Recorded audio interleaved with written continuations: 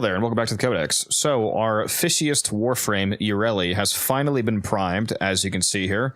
So it's very exciting. Let's go ahead and hop into the arsenal and take a look at that. First thing first, we're going to go over the Archon shards per usual. And it might look a little bit weird because the two shards that aren't as weird, the two amber shards, one of them is parkour velocity, one of them is casting speed. So that's fairly normal. The three somewhat odd-looking shards are the three azure shards that we're using for armor. So we're using 3 armor shards. That means that in total we're getting an extra 675 armor. Now, of course, that applies to Yareli, and thanks to that, we have 780 armor, because she basically has none without these shards. So that will, of course, make your Warframe herself beefier. But what a lot of people don't know is that, for some reason, armor shards, and only armor shards, increase the armor of Merulina as well. Typically, Merulina only has 50 base armor. So we've taken Merulina from 50 up to 725 armor, which takes her from only having a 14% damage reduction to now having a 70% damage reduction on her health. The reason why it's really good is because, as I'm sure most of you are aware, Merulina, when it's active, gives you 90% damage reduction by taking 90% of the damage that you receive onto herself. So this makes her much beefier. She's able to survive more of those transferred hits from you before she dies. So very useful. You won't have to recast Merulina quite as often, especially on, you know, regular lower level content. It'll be very, very chill. Now, speaking of being very chill, that is the theme that I've thrown together here. I wanted to make a very comfortable Yareli build. Nothing super try-hard, like crazy rolling guard, shield gatey. You can, of course, do that if you need to go like a level cap or something like that. But I wanted to make a build that I thought most of you would appreciate more. Make it very comfortable, very tanky, and all of her abilities still work very well. So this build has a ton of damage reduction. We have adaptation. We're using Aegis and Blessing. So Aegis gives you constant shield regeneration while it's active. Blessing gives you up to 1200 extra health. So instead of the 370 health that you see here in the arsenal, we'll actually have up to 1570 health. And again, thanks to those 3 armor shards giving us a ton of armor, that amount of health is going to be pretty beefy. Most of the time, though, they won't be able to actually get through your shields because we have 1,820 shields. And keep in mind that Tenno Warframe shields, by default, they have 50% damage reduction. So 1,820 shields is really basically worth 3,640 EHP. And again, that's thanks to the primary direction on here. We are, of course, using adaptation, which again, this also applies to shields. So that effectively multiplies your shield value by up to 10x. And whenever Aegis goes off, this will constantly regenerate your shields, so you'll just have them be automatically refilling. And we're using Omamori, which is, it effectively functions like 50% DR. Makes it so that whenever you take a hit, you have a 50% chance to instead get healed. And if you're at max health, that will actually give you shields instead. So this will also, again, feed into keeping your shields up so that you can not have them get to your health and keep having the ability to hopefully proc Aegis over and over and over again. And also, again, the 90% DR from Merulina. So damage reduction on top of damage reduction on top of damage reduction. We are, of course, using loyal, I can't speak today, loyal Merulina. This makes it so that you don't have to actually ride Merulina, which I think I definitely prefer, and most people prefer. This augment basically feels mandatory because it allows you to more freely move around more normally as Yareli, as opposed to basically being forced to ride around on Merulina, because you will feel forced to do that because you want to get that 90% DR, of course. This also makes it so that Merulina casts sea snares for you, and it has a default cooldown of 2 seconds. Now, the reason why I'm using fleeting expertise in this build is because the extra 60% ability efficiency makes her cast sea snares more often. If you look at Merulina here, we can see we've gotten the cooldown from 2 seconds down to only 0.8 seconds. So she will be casting sea snares for you more often than every second, which is really nice. If you were to get max efficiency of 175%, you can get it all the way down to a minimum of 0.5 seconds. So just constantly casting sea snares.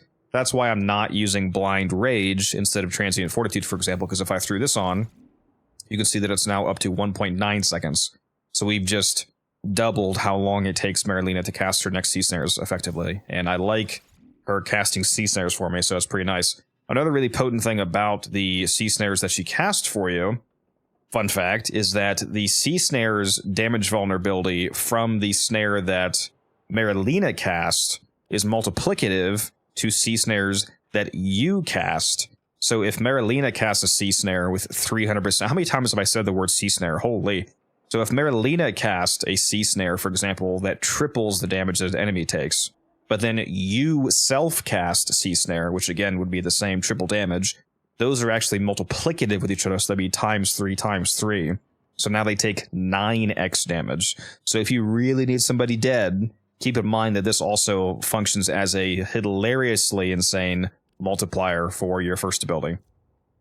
Now, like I already mentioned, we replaced the third ability with Omamori. This is basically just making you even more giga tanky. Same thing with the second ability. And the fourth ability, you can just use this whenever you want to group enemies up. Keep in mind that you can recast the fourth while it's active to pop it if you want to let them out of the Riptide early. Now, you'll see here that because we're using Fleeting Expertise to make those Sea Snares go off more often from the augment, we also suffer the minus 60% ability duration. For me, this is fine, because at 67% duration, the two main abilities that you care about duration-wise, Riptide, still has almost a 7-second duration, which is more than enough in my opinion, and Sea Snares still suspends enemies for 8 seconds. For me, I don't have a problem with this, but if you feel like you need more duration, you could put on, you could replace some of the Archon shards with duration shards, or maybe you could replace Arcane Blessing if you feel like you don't need the health with Molt Efficiency, which gives you 36% additional ability duration while you have shields active, and this build will, most of the time, your shields will be up because they're so tanky. So keep that in mind. Now, we're only using Equilibrium here. We don't have Prime Flow. Equilibrium paired with a companion like this Panzer here with Synth Deconstruct, making enemies drop health orbs. This functionally, combined with a very high ability efficiency, you had infinite energy. So this is how I like to maintain myself.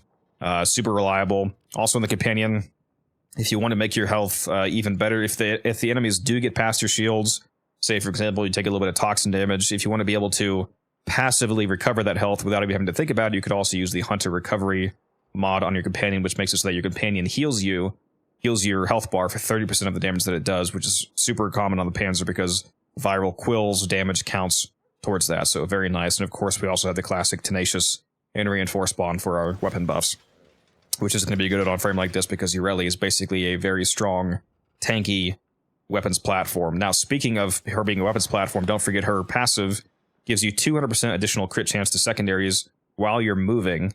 These days, that passive became a little bit less useful because of the advent of secondary innervate, basically forcing your secondaries to get orange crits, which makes percentile crit chance increases not really relevant because you get flat crit from innervate. So I wanted to find a secondary as an example that typically would not use innervate, so I went with the Lex Incarnon here. The Lex Incarnon, if you take the crit buff for the last one, has 54% base crit chance on the Incarnon shot, so getting an extra 200% on top of that is adding 108% additional crit chance. So this weapon really showcases how strong her crit buff is. So I'll bring that. And let's go ahead and hop into the mission here and see how good this is. Alright, so here we are in the mission. I'm going to go ahead and pop Merulina and pop my Omamori. And I now basically instantaneously have 95% damage reduction to Yareli, and that's before adaptation and before armor. So very, very tanky. And again, you'll see here that enemies take an enormous amount of damage. Also, I'm using the Daikyu Prime right now, the weapon that just came out with Yareli. If you want to see the build for this, that's going to be out tomorrow. Or if you're a YouTube member, you might actually be able to see it tonight if I get it out quickly enough. Because it'll be members only for the first part of tomorrow, basically. So if you're interested in that, it's coming soon after the Yareli video. Just make sure that you go ahead and repop Yareli whenever she dies. She's definitely not the tankiest minion that you've ever seen. That is, again, why I wanted those armor shards, to make her not die so instantaneously. But it does also depend on the level of content you're playing. Of course, if you're on, like, the regular starred shard, she's going to functionally be immortal just like you. And again, look at how crazy this damage is against enemies that both Merulina and I Sea Snare. There is almost a 100 million damage red crit that I just did with my Daikyu Prime in there, which is a insane amount of damage. Even if you only have one of the two Sea Snares on them, they will take absolutely ludicrous amounts of damage. There's like 5 mil there, 6 mil, 7 mil. You definitely are not going to have an issue killing things with the damage multipliers that Yareli has access to, assuming you're using a somewhat decent weapon, of course. Let's go ahead and use that fourth ability, group them up. Very nice grouping ability, and again, like I said, this lasts, for me, this lasts plenty amount of time, primarily because I only care about its duration for the first like fraction of a second when it actually initially does the grouping. I don't really care about them staying suspended in the bubble for a super long period of time, so it just depends on how you want to use her, essentially. And as you can see, the energy economy is super nice as long as you're using a companion that is generating those health orbs for you thanks to Synth Deconstruct. I'm not even as tanky as I could be yet because I don't have all of my health orbs picked up for Arcane Blessing yet, so again, once that is done, I'll have over 1,500 health, along with the usually close to 2,000 shields thanks to the over shields generated from Omamori. So super tanky, very comfortable build, lots of energy, plenty of damage. Like I said, that was the goal of this build. I'm not trying to like maximize level cap performance. I just want it to be comfortable. You know, I wanted our anime kawaii fish girl frame to feel, you know, fun to use, comfortable. You can take her to whatever mission you're doing that day. Have a good time using her. You don't have to suffer. Yeah, let's pull up the Lex first of all before I end the video here. I wanted to show you how good the passive is. Yeah, take a look at the damage on the Incarnate shots there. As you can see, very nice crits. You're not going to have an issue killing things with Yareli if you're using a secondary to take advantage of her critical buff from her passive. But yeah, that's about it. Done with the video to drag on too long here. Hopefully you guys like Yareli. She's very good. If you haven't used her since when she first came out, I know you probably have a bad taste in your mouth because she was a much worse Warframe at launch, but she really is very, very good now. Try her out. Let me know down in the comments below. What do you think? Are you happy the Prime is here? Because I know that I am. Hopefully you guys enjoyed the video, and I'll see you in the next one.